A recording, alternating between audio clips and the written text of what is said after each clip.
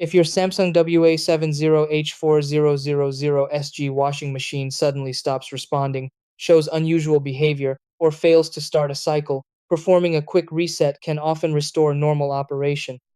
Like many modern appliances, this washing machine stores temporary system data while running cycles. Occasionally, a minor glitch or power interruption can cause the system to freeze or behave unexpectedly.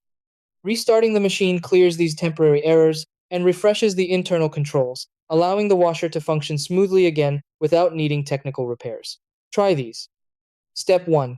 Turn off the washing machine using the power button and unplug it from the electrical outlet. Step 2. Wait for about 1 to 2 minutes to allow the internal system and capacitors to fully reset. Step 3. Plug the washer back into the power outlet and press the power button to restart the machine. Step 4. Open and close the lid once to help the system reinitialize the lid sensor. Step 5. Select a normal wash cycle and start the machine to confirm the reset worked properly.